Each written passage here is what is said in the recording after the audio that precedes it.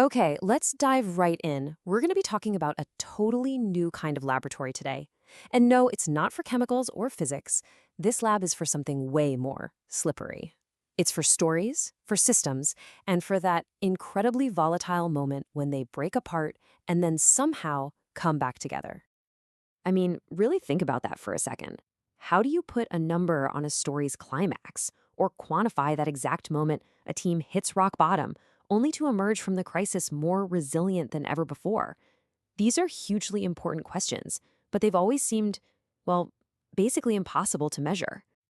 And that right there is the fundamental problem that our source for today, the paper Ritual as Engine, really sets out to solve. How do we measure the unmeasurable? Look at it this way. On one hand, we've got our standard computational simulations. They're incredible for modeling stable, predictable systems. But their whole purpose is to avoid chaos, to avoid paradox and collapse. Then, on the other hand, you have the world of rituals and stories. Their entire point is to create meaning by embracing paradox, collapse, and transformation. There's this massive gap between the two. We just haven't had the instruments to bridge that world of hard data and the messy, beautiful process of symbolic change. So what's the solution? Well, the paper proposes something pretty radical and honestly kind of brilliant, a mythopoetic science lab. It's a completely new kind of instrument, one that's designed to operate right in that gap between data and story. And this just nails the lab's core philosophy. Instead of seeing a contradiction or a breakdown as a failure, something you need to engineer out of a system, this lab sees it as the exact opposite. It sees paradox as a powerful, essential engine for growth, for creativity, and for real resilience. So what does that actually mean? It means taking that abstract, almost spiritual cycle of a team falling apart and then coming back stronger and turning it into actual data. Data that you can read, that you can rerun in a simulation, and that you can test. It's about finally being able to see the mechanics of transformation at work. All right, so you're probably thinking, how on earth does this thing actually work? Let's get under the hood and look at the fundamental pieces that make a simulation like this even possible. First off, the agents in this simulation aren't just, blank dots on a screen. They actually operate based on these deep, recognizable archetypes. So, for example, you've got the Synthesizer, which is amazing at weaving chaos into a new order. Or you have the Trickster, whose entire job is to stir the pot and introduce paradox to shake things up. Now, to make things really interesting, you can't just let the system run on its own. You have to stress it out. The researchers do this by injecting what they call paradox cards. It's like giving an agent two totally conflicting goals at once. Or they'll set collapse triggers, which are these thresholds that, once you cross them, can kick off a huge system-wide event. Think of these as the plot twists in our simulated story. To measure everything that's going on, the lab uses three main metrics. The first one is called lucidity. The best way to think about this is as the system's self-awareness. It's basically a measure of how clearly an agent knows what's happening to it and can describe its own internal state. High lucidity means it knows it's in trouble. Low lucidity means it's just lost in the fog. The second metric is coherence. This one's all about structural integrity. It measures how well an agent's internal logic is holding together. So when you inject a paradox, you'd expect to see an agent's coherence drop, and that's the number that tells you the system is under some real strain. And finally, we have resonance. This is all about an agent's influence across the whole system. An agent with high resonance is a major player. Whatever it does, good or bad, sends massive ripples through the entire network. Okay, so that's all the theory. Let's see how this actually comes together in practice. The paper gives us two pilot simulations that really show off what this lab can do. The first story is called Identity Drift. In this one, they take a fragmenter agent, the one that's designed to shatter under pressure, and they give it a small, manageable paradox. And you can watch its coherence dip. It kind of wobbles, but it doesn't totally collapse. With a stable synthesizer agent nearby to anchor it, it manages to pull itself back together. It's a perfect model of a system handling a minor shock and recovering gracefully. But the second story is way more dramatic. It's called Trickster Contagion. Here, a Trickster agent just detonates, unleashing a huge pulse of chaos into the system. You see resonance spike like crazy, and you can literally watch that chaos spread like a virus to other agents. But then, and this is the amazing part, A synthesizer agent steps in, absorbs all that chaotic energy, and reorganizes the entire system into a new, more complex, and ultimately more resilient structure. So these simulations are absolutely fascinating. But what's the big picture here? Why is this so important? What does a tool like this actually let us do out in the real world? Well, the applications are just incredibly broad. I mean, think about it. You could use this in education as a safe sandbox for students to learn how to navigate contradiction. For businesses, you could stress test a new strategy against a simulated market crash. You could use it in AI research to see how an AI handles paradoxical commands. You could even have it running as a live dashboard, visualizing the energy of a creative performance for an audience. The potential is just massive. So really, the crucial point, the big takeaway, is this. For the very first time, this lab gives us a shared language, a language made of both powerful symbols and hard verifiable numbers to talk about and, more importantly, to practice for those moments of crisis and transformation. It's a way for us to rehearse the future safely before the stakes get real. And that kind of leaves us with one final big question. If you had access to a lab like this, and you could safely simulate a collapse and a rebirth in any system that you're a part of, your team at work, a personal project, maybe even a belief you've held for a long time, which one would you choose to put under the microscope first? We often talk about complex systems, businesses, software, even just how we think and how they're always trying to optimize for stability, getting things smooth, predictable. But when you really look at it, the big breakthroughs, the moments that really change things, they almost never happen when things are stable. They happen during, fracture, during collapse. That's exactly the paradox this whole project leans into. Yeah. We're pretty good at simulating stability, computationally speaking, but transformation, that messy process where old rules break down and new ones emerge, we don't really have the tools to measure that. So this Mythopoetic science lab, as the creators call it, it's really trying to bridge that gap, the gap between computation, which loves stability, and ritual, which is often all about transformation. It's a huge ambition, isn't it? Taking something so chaotic, so nonlinear, like systemic change, and trying to make it, readable, understandable.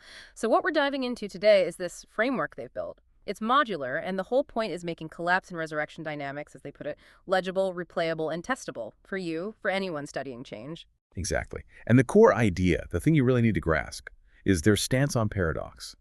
It's not a mistake. It's not a bug in the system. Paradox is seen as a fundamental force, something you can actually harness. Think about it. Big shifts in organizations, in culture, even philosophy, they're always preceded by some kind of contradiction, right? A loss of coherence, things not making sense for a while, and then a reweaving. This lab just formalizes that arc, makes it a cycle you can quantify. Collapse, then mutation, and finally, resurrection. Okay, harnessing paradox. I like that framing. But it sounds like you'd need a pretty deliberate structure, almost like a science of chaos, to actually do that. Let's break down the architecture they've put in place. Precisely. The aim is rigor. You take this abstract idea of transformation and you give it structure, that cycle, collapse, mutation, resurrection. And the sources really emphasizing this pattern is fractal. It applies whether you're talking about one person grappling with contradictory facts, a cultural symbol losing its meaning, or, a whole company division merging with another.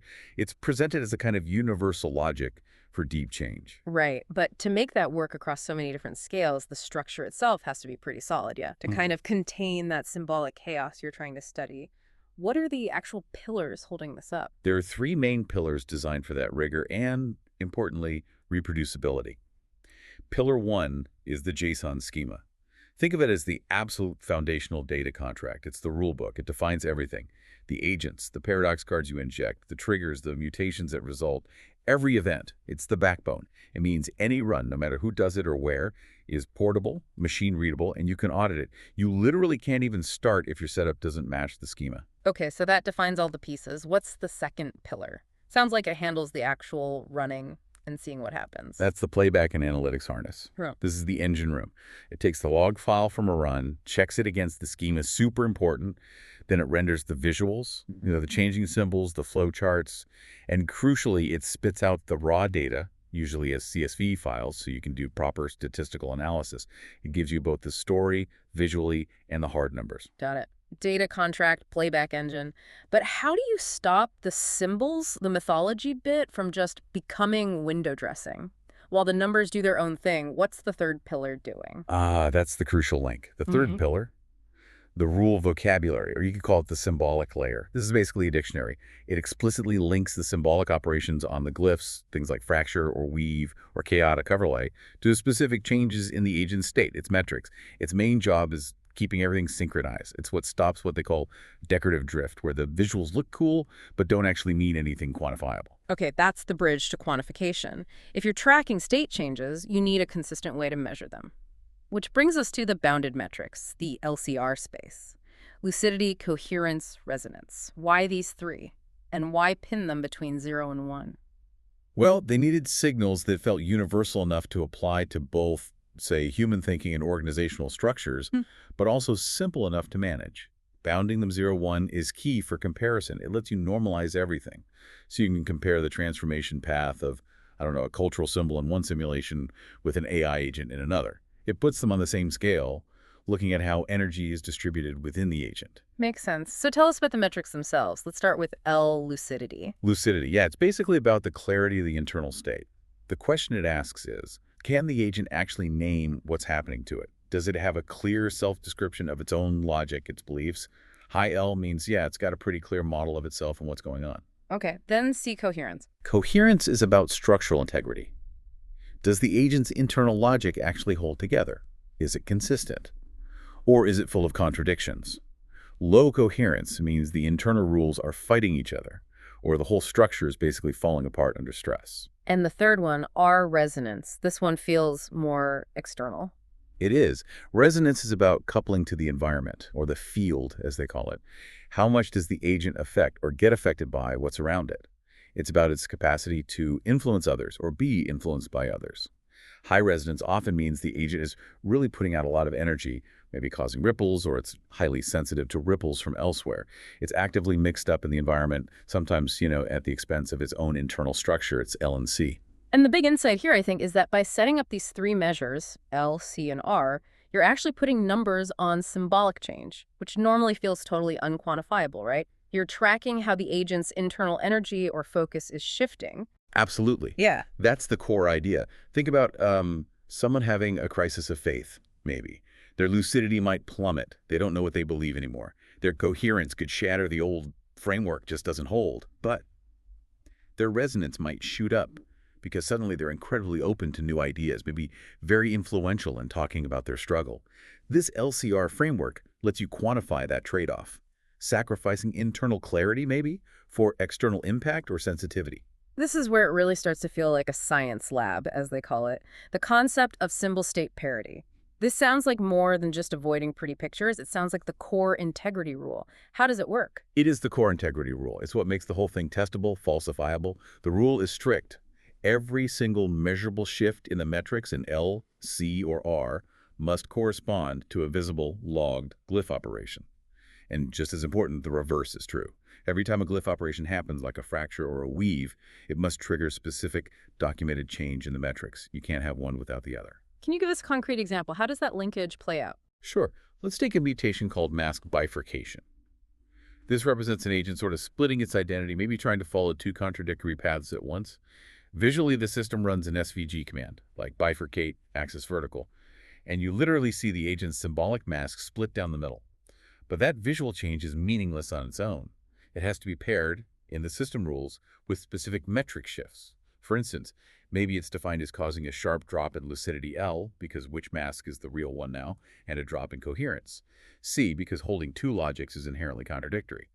But maybe it also causes a rise in resonance, because this internal paradox forces the agent to engage more with this environment to figure things out. So that specific pattern, LEL plus R, is hard-coded to the visual bifurcate operation. The picture is the state change, quantified. So if the data log showed, say, coherence dropping, but the glyph didn't change? Invalid run. Or if the glyph split, but lucidity stayed perfectly flat. Invalid run. For research purposes, anyway. That strict pairing, that's the bridge. It forces the mythic layer, the symbols, the archetypes, to be accountable to the mathematical layer, the metrics. Okay, so we have the architecture, the LCR space for measurement, and the symbol-state parity, keeping it honest. Now let's talk about the actors in this drama, the agents. What defines them? Right, the agents aren't just static points, they're dynamic. Each one carries its own unique ID, of course, but also its current archetype. That's its basic operating logic for dealing with change.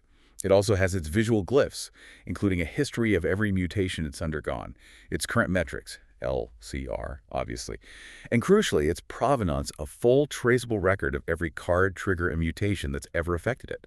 You know exactly how it got to its current state. And the core behavior comes from that archetype, right? You mentioned 6 main roles that define how an agent is sort of pre-programmed to react to collapse and resurrection. Exactly. Think of them as diagnostic labels for different patterns of response. They're not fixed identities, which is important, but they define the agent's default strategy. So first up, you have the Fragmenter. This is the agent whose response to contradiction is basically to shatter. It breaks its own structure down into smaller pieces. It might try to recombine later, but often that recombination isn't perfect. It leads to complexity, maybe some new vulnerabilities. Seems like the polar opposite would be the synthesizer.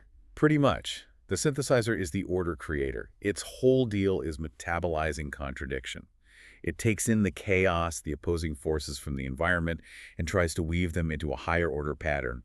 A new logic that actually incorporates the paradox. It aims to increase both lucidity L and coherence C after a collapse. Okay. Then there's the one that sounds like pure disruption, the Trickster. The Trickster, the chaos creator. This agent actually weaponizes paradox. Its main function in the simulation is to inject high levels of entropy and resonance into the system. It stirs things up. It's used to deliberately test the resilience of other agents nearby by forcing them to react to sudden, unpredictable shifts. Its own metrics are usually configured to prioritize resonance above everything else. What about agents dealing with confusion more internally? The Wanderer. The Wanderer represents that state of being lost, essentially. It's in search mode, it navigates disorientation, and really only finds its way by discovering something new. Its lucidity, L, is typically pretty low. Coherence, C, might be bouncing all over the place, but it often stays coupled to the field. Its resonance, R, is moderate as it looks for a new way to make sense of things. It's defined by exploration. And the sacrificial node, that sounds like it's about the collective, not just the individual agent. Exactly. This role is about an agent deliberately sacrificing its own structure to benefit the wider system. It takes a planned, sometimes severe, hit to its own lucidity and coherence. Why? So that the overall coherence or lucidity of the group can rise, or maybe just stabilize. It's a mechanism for a controlled, localized collapse that might prevent a much bigger, uncontrolled systemic failure, sort of taking one for the team. Which leaves the denier. This sounds like the one setting itself up for a fall. The denier is the archetype optimized for stability at all costs. Rigidity. It actively resists contradiction, maybe by filtering information or just ignoring dissonant signals. It can maintain high L and C for a while, seeming stable, but the sources say it achieves this through a kind of brittle rebirth. It snaps back, but without actually changing or learning. The denier will show very little archetype volatility until it hits a shock it just can't deny. Then, because it hasn't practiced changing, the collapse is often catastrophic, non-linear, maybe unrecoverable. It represents that kind of dangerous organizational inertia. It's really important, like you said, that these are diagnostic labels, not fixed fates. The idea of archetype volatility agents actually switching roles based on triggers seems crucial for measuring real adaptability. Oh, absolutely. An agent might start out as a denier, happy in its stability, but if it gets hit hard by, say, a Trickster Contagion trigger, the shock might force it to switch logic sets. Maybe it becomes a fragmenter, temporarily just to cope. The analytics track these role changes. That plasticity under pressure is a key indicator of adaptive capacity. How flexible is the system's logic? Right. So let's get into the engine driving all this change. You mentioned 3 core mechanisms: cards, triggers, and mutations. The summary was, cards push, triggers tip, and mutations reweave. That's a good way to put it. So start with paradox cards. These are the deliberate inputs. This is how the researcher or the facilitator actively pushes structured contradiction into the simulation. How does a card actually work mechanically? Can you give an example? Sure. Take the twin mandate card.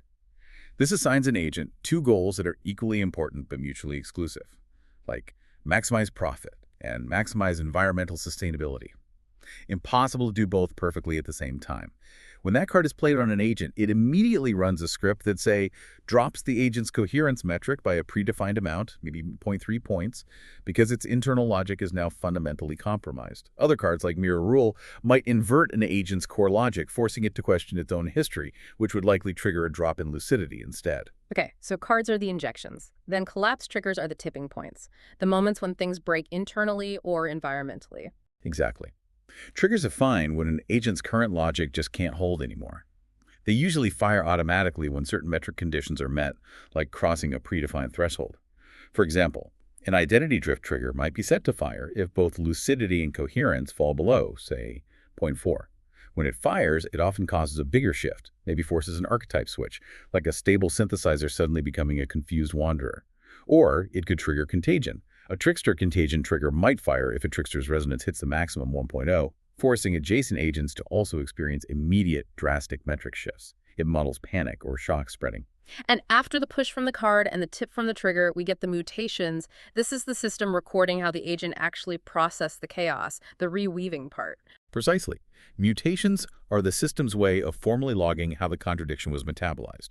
They represent the structural change that results from the collapse and precedes the resurrection phase. And, crucially, each mutation is strictly paired with both a specific glyph operation and a specific metric shift. So, a mutation called echo splice might represent stitching two fragments of logic back together. Visually, the glyph changes accordingly. And numerically, it results in perhaps a small, defined increase in coherence, maybe plus 0.1, but possibly also a slight dip in resonance as the agent turns inward to repair. Mutations create the agent's history, its lineage of adaptation. And the visual language for all this is the library of glyph operations. It sounds like a kind of symbolic toolkit. It is. It's a defined vocabulary of visual commands that the system uses. Things like fracture lines, jitter to show something breaking apart, weave intensity to show integration, or chaotic overlay, jitter, swirl, to represent that high entropy state. Because it's a declarative language you just call the operation. It ensures that the visual evolution you see is always directly and mathematically linked back to the underlying state changes recorded in the data log. It keeps the visual story grounded. Okay, so we have the agents, the rules, the visuals. Now let's get to the measurement part. The LCR metrics are the foundation, but to really do science with this, to test actual hypotheses, you need more refined tools. These are the derived analytics. Right, metrics built on top of L, C, and R that let you ask specific questions, like, did introducing a trickster actually make the system more unstable? You need numbers for that. Exactly. Let's look at the three main ones they highlight. First, there's a measure of field instability called the Resonance Volatility Index, or RVI. RVI is basically a measure of contagion heat. It tracks how much an agent's resonance is swinging up and down, but normalized against the average swing across all agents in that run. So it's the absolute change, delta R bile, relative to the cohort. A high RVI for an agent means its connection to the field, its influence, or its susceptibility has been really volatile during that period. It suggests moments of intense energy exchange, shock absorption, or maybe shock emission. Okay, that measures field interaction intensity. Then there's archetype volatility. This sounds more straightforward. It is pretty straightforward. It's simply a count of how many times an agent switched its core logic role, its archetype, during the run.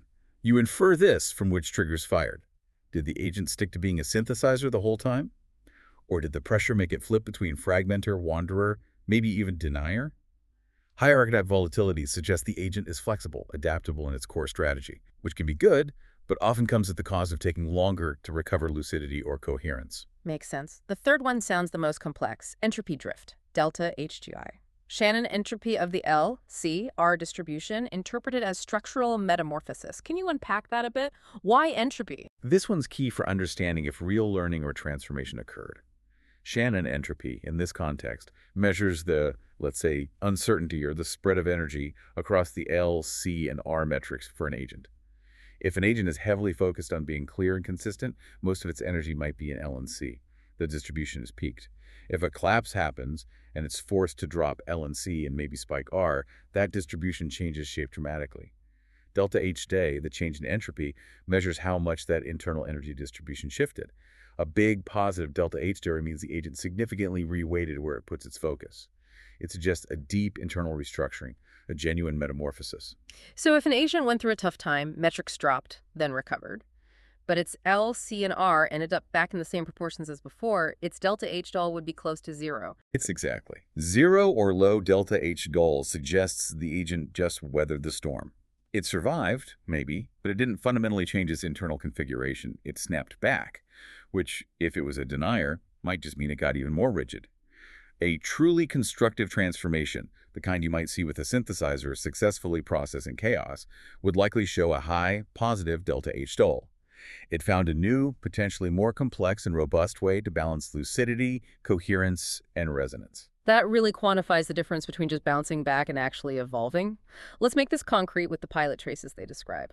Trace 1 sounds like a controlled wobble, identity drift leading to recombination. Right. The setup here is a fragmentary agent already prone to breaking apart gets hit with a moderate stressor, the twin mandate card. Nearby, there's a stable synthesizer acting as an anchor. The idea is to see structural change without the whole system going haywire. And what did the data show? The Fragmenter's metrics definitely reacted. Its coherence dropped when the card hit, as expected. It went into its Fragmenter logic. On the LC plot, you could see it trace a path, it lost some structure, then regained a bit. The derived analytics showed it had elevated RVI. It definitely felt the stress and made noise in the field. But its archetype volatility was 0. It stayed a fragmenter. And crucially, the log showed the system applied the echo splice mutation to represent its recovery. And you could literally see that splice happen to the glyph. Yep, the glyph visually shattered when the card hit. Then, later, the echo splice operation visibly stitched the fragments back together, but maybe leaving a visible seam or slight distortion. This visual corresponds to the metrics only recovering partially, not quite back to the starting point.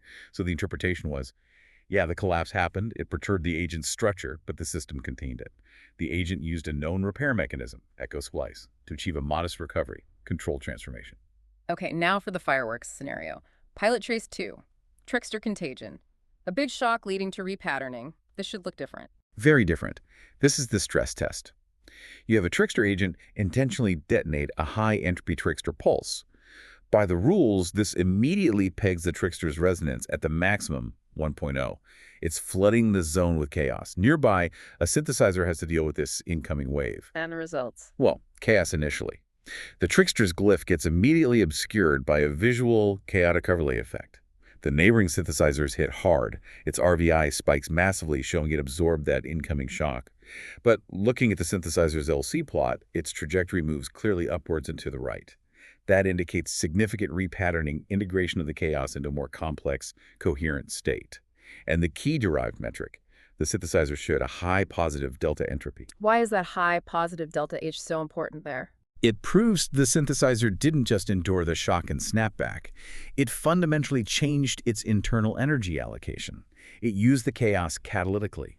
It metabolized the contradiction, likely generating new internal logic represented by a gift transfer mutation in the log, where energy effectively flows from Trickster to synthesizer, allowing it to stabilize at a higher level of complexity. That's constructive metamorphosis. And you could see the connection literally on the screen. Yes. The simulation harness includes resonance riffle graphs. In this run, they explicitly showed strong directed arrows, visualized contagion edges, pointing directly from the Trickster node to the affected synthesizer node. It visually confirms the pathway of influence that the metrics suggested. This is where it clicks as a proper research tool. These detailed traces combining the visuals, the core metrics, and the derived analytics allow for actual falsifiable claims and A/B testing. That's the whole point of the rigor. You can now state a concrete hypothesis. For example, Hypothesis 1. Simulation runs where a Trickster pulse is injected must show a statistically significantly higher average RVI across all agents compared to match control runs without the pulse. End quote. If you run the experiment and H1 fails, if the Trickster pulse doesn't reliably increase the heat in the system, then you know something about your model is off.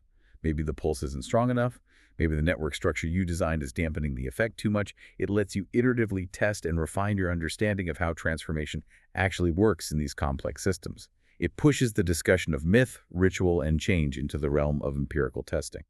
So, okay, this is clearly a powerful research framework, but what about applying it now? Where does this get used outside of purely academic or theoretical work? Well, the design is very much geared towards immediate application. Basically, anywhere that dealing with paradox and navigating change is critical, which, let's be honest, is pretty much everywhere these days. Let's start with organizational design.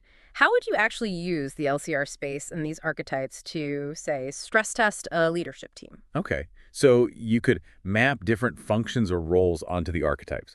Maybe your product team lead maps to Synthesizer needs to integrate lots of inputs. Maybe InfoSec maps to Denier needs to prioritize stability, resist change. R&D could be a Trickster, needs to inject novelty. Then you inject a challenge, maybe a twin mandate card, representing conflicting strategic goals. You don't just look at whether the team survives, you look at things like the coherence recovery delta. How long does it take for the team's overall coherence metric to get back above a functional threshold after the shock? A slow recovery, a high CRD, suggests brittleness. The tool could help you pinpoint where the system is struggling to adapt. Is the denier being too rigid and blocking flow? Is the synthesizer overwhelmed? It becomes a diagnostic tool for organizational resilience. Interesting. And for education, you mentioned helping students connect subjective feelings with objective data. Yeah, it provides a kind of shared vocabulary for the often confusing process of learning complex things. A student struggling with contradictory theories might feel lost. I just don't get it anymore. In this framework, you can show them, look, your lucidity metric dropped, and the system assigned you the wanderer archetype.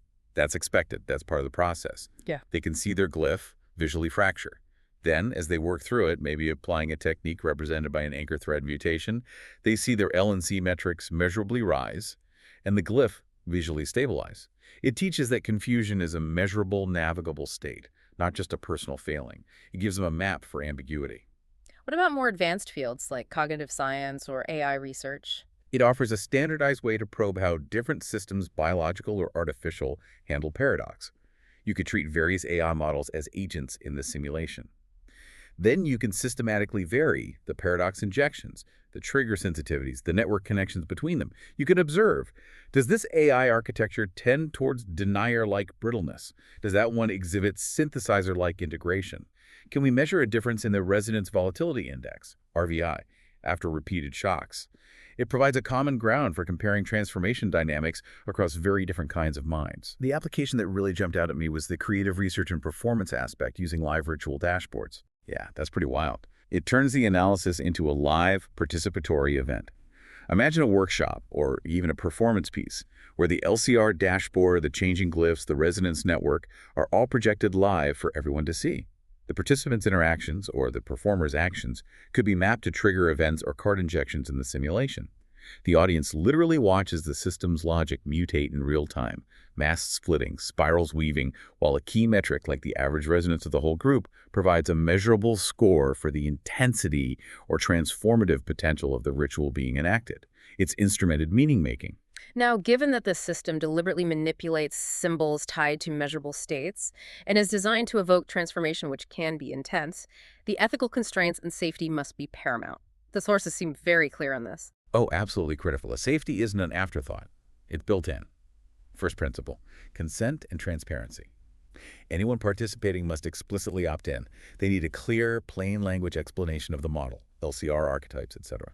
And all the run logs have to be open, human readable, no black boxes allowed. And to keep the simulated collapse from becoming actual harm, there's the intensity budget. That's the core safety mechanism for managing the experience. It means strictly capping the dosage of paradox, like no more than 2 paradox cards per agent per hour in a typical workshop setting. It also involves limiting how far and fast contagion effects, resonance ripples, can spread in group simulations, maybe with faster decay rates. The intensity has to match the context and the participants' preparedness. What about bringing people back from intense states? Are there built-in de-escalation procedures? Yes, there's a mandatory cool-down and reversibility phase designed for that. After any period of high intensity, like after a major trigger fires or resonance spikes, the system enforces a recovery pass. This usually involves applying low-intensity mutations specifically designed to gently raise lucidity and coherence, like the anchor thread mutation we mentioned. It visually introduces stability, nudges the metrics back towards equilibrium, ensuring agents don't get stuck in a highly fragmented or low-coherence state near zero, which could be psychologically distressing. And the software itself has safety switches, operational guardrails. Correct. The platform includes predefined safety presets like workshop, performance, research, which automatically set conservative limits on things like card injections and contagion effects. And most importantly, there are hard-coded red flag detectors. If any agent's lucidity or coherence drops below a critical preset floor, the example given is 0.10, the entire simulation halts immediately. That's the emergency brake to prevent the controlled experiment from causing genuine harm. So we've established this is a really sophisticated tool for analyzing and visualizing transformations that have already happened based on run logs. But the sources indicate the next big leap is to move beyond playback into true predictive simulation. Exactly.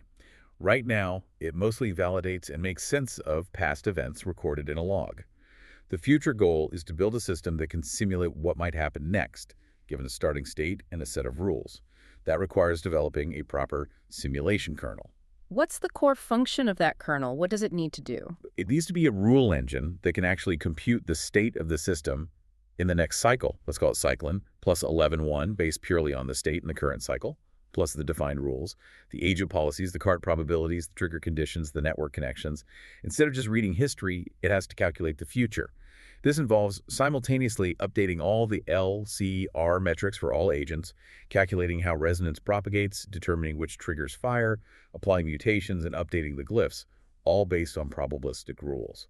It's a big computational step up. And building that kernel would allow for much more complex environmental modeling, right? Moving beyond simple interaction. Precisely. The roadmap calls for richer field dynamics. The current model often uses simple pairwise interactions or basic ripple effects. The goal is to model contagion spreading across much more realistic network structures. Think about modeling how paradox spreads differently in a hierarchical network versus a small world network versus a scale-free one. You could introduce parameters for resonance decay over distance, define specific shielding nodes that are resistant to influence, or amplification nodes that boost contagion passing through them. It lets you test how the structure of the system shapes its transformation dynamics. And if these agents are meant to model adaptive systems, surely they need to learn over time. That's the next logical step, introducing learning loops. This means designing agents that aren't static in their responses. Their policies like the threshold at which they switch archetypes or which mutation they prefer after a certain kind of collapse would actually change based on the outcomes of previous cycles.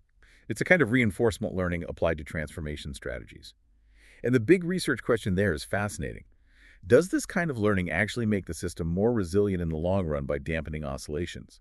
Or could it potentially lead to agents getting stuck in rigid, optimized, but brittle strategies that work great until a completely novel shock hits them?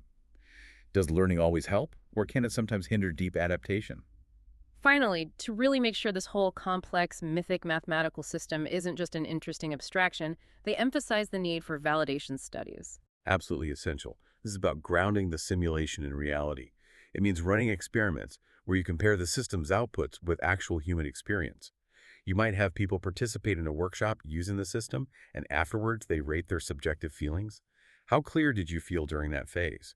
How coherent was your thinking? How much did you feel influenced by the group? Then you correlate those subjective ratings with the objective L, C, and R metrics the system calculated for them during that phase. If there's a strong correlation, it gives you confidence that the abstract metrics are actually capturing something real about the human experience of navigating paradox and transformation. That validation is crucial for the system's credibility. Hashtag outros. You know, we started this deep dive talking about a system that tries to measure myth, essentially. And we've ended up with what sounds like a pretty rigorous research instrument designed not just to observe chaos, but to intentionally rehearse it, to experiment with it. What feels key, though, is that ambition to keep both sides of the coin. The symbols, the archetypes, the fragmenter, the trickster need to remain legible, meaningful in a narrative sense. But the numbers, the RVI, the entropy drift, have to remain quantifiable, testable, falsifiable. I think that's right. What this lab really offers is a shared language, a way to have more nuanced conversations about complex, non-linear change. It helps operationalize those difficult choices. When is it time to intentionally fracture something? When is it better to try and weave things together? When should you deliberately inject energy and resonance into the field? And maybe just as important, when do you need to hit the brakes, enforce a cool down, and let the system regain its coherence? It's framed as an invitation, really, an invitation to view paradox not just as something to be endured, but maybe as a resource to be spent wisely. So maybe the final thought to leave you with is this. If collapse isn't just an error, if it's actually a fundamental force that can be harnessed, maybe even instrumented and rehearsed, what contradiction is currently present in your own thinking, or in your team, or your organization?